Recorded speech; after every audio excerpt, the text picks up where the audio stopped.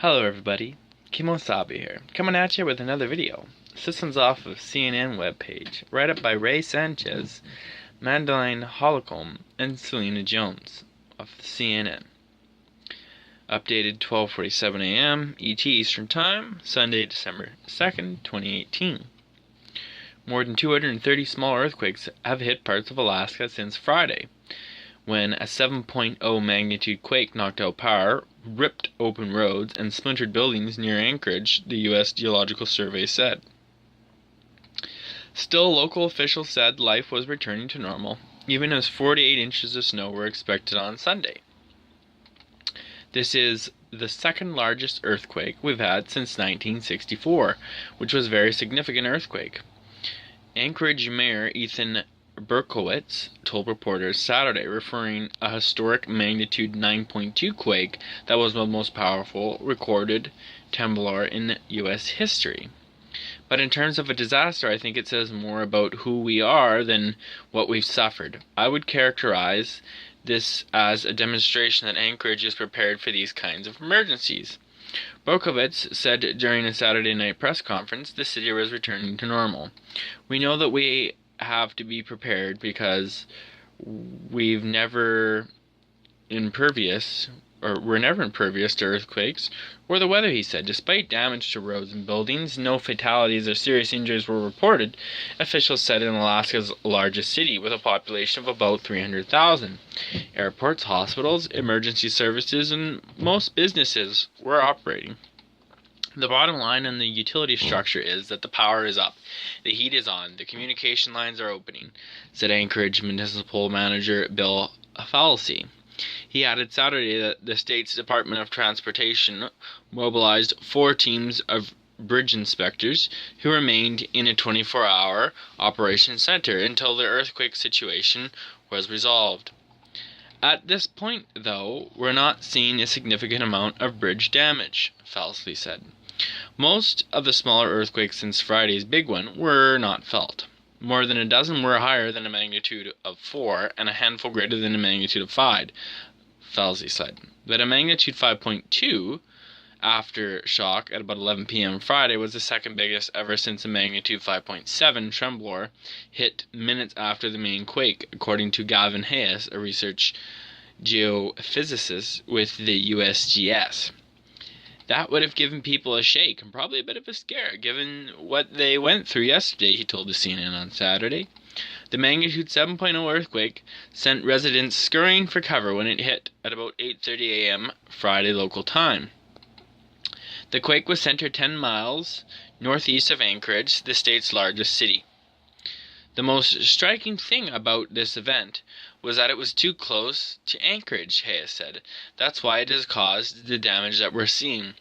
Had it been a little further away from Anchorage, I don't think it would have been getting very much attention.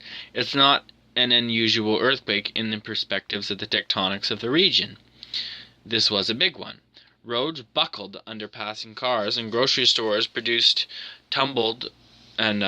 grocery store products tumbled from shelves. In court, panicked attorneys scurried under tables as a room rocked from side to side, and hiding under tables, the tables can actually crush from all the debris and the weight, and then you'll die if you go under the tables. It can actually crunch down. There's this earthquake expert. So if you go beside a big object like a couch, a dresser, that kind of stuff where the debris can pile up, the little V, so beside the object or the couch or whatever else, will be like a pocket from the debris piling up, and then you'll live within that pocket. Whereas if you go under a table, the tables usually collapse under all the weight, and then you'll die if you go under the table, versus beside an object where the stuff will pile up on.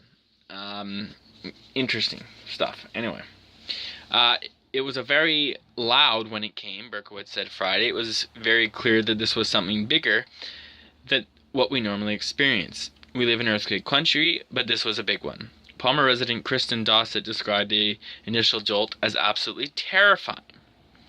Earthquake hits just outside of Anchorage, Alaska. A magnitude 7.0 earthquake struck outside of the city at about 8:30 a.m. local time. We have a little image here.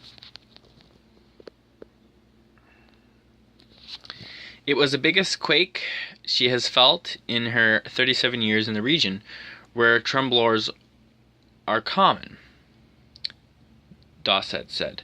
One aftershock moved her piano 1.5 feet from the wall. It shook like I have never felt anything shake before, she said. It just didn't stop. It kept going and got louder and louder, and things just fell everywhere. Everything off my dressers, off my bookcases, my kitchen cupboard, just broken glass everywhere. Authorities don't have firm figures on damage yet. Helicopters and drones were assessing infrastructure across the region. Jody Hetrick, chief of the Anchorage Fire Department, said Saturday that there were no significant earthquake-related injuries, but some municipal employees had minor injuries after diving under desks or having things fall on them. Hetrick also said that the fire and police departments hadn't received any reports of missing people. The Anchorage School District canceled classes Monday and Tuesday to assess facility damage. Dina Bishop, Anchorage School District Superintendent, said the district was able to evacuate children and reunite them with their families safely. Students did a great job with their training and earthquake preparation, she said. Students know to drop, get under something, and hold on, that is, their desks. Bishops added that of the 48,000 students and 6,000 adults in the school system, only 2 injuries were reported. One was a custodial employee who had injuries related to broken glass, and 1 student had a possible broken wrist. Seismologists predict more aftershocks. Gov. Bill Walker has issued a disaster declaration. Philip Peterson was in the multi-story building in downtown Anchorage as the structure swayed and coffee mugs fell from tables and towels in the ceiling. I just jumped under my desk and had to ride it out, Peterson said. In the 7.0, it was felt up to 400 miles outside of Anchorage, said Michael West, the Alaska State seismologist. He called it the most significant earthquake in Anchorage since 1964. I think it's safe to say, not measured in magnitude or location, but in terms of how strong the ground itself shook during the earthquake, he said during a question and answer session at the University of Alaska Fairbanks. 2 of the city's main hospitals, Alaska Regional and Providence Alaska Medical Center, sustained damage, but emergency rooms were open according to the hospital officials. The Anchorage Police Department reported major infrastructure damage across the city. Blair Briverman said she was staying in a hotel with her husband when the quake hit. She grew up in California and was familiar with earthquakes. But this was next level, she said. My husband sort of crawled across the room and threw himself on top of me, and we crawled to the bathroom together and waited it out in the doorway and waited out the aftershocks. CNN's Amanda Watts, Dakin Andone, Shawn Nottingham, Chuck Johnston, Keith Allen, and Matthew Hilk contributed to this report. And then the other little thing I like to point out is with that last little bit saying that hiding in doorways and door frames with the footing and everything else can also collapse and crack out. So you don't want to stay within the door frame, because if the house goes down or whatever else, you can get crunched within your door frame there.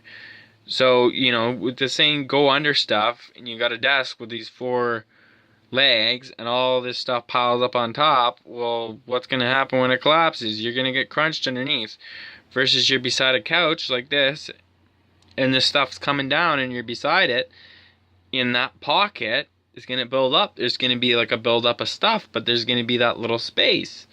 Versus going underneath something, you're going to get crushed. You got to re-teach the earthquake safety, because it doesn't seem accurate. Hopefully you enjoyed the write-up, everybody. Be awesome if you comment. Sweet if you've subscribed. Kemo, Sabi out. We'll see you in the next one. Thanks, everybody. Bye.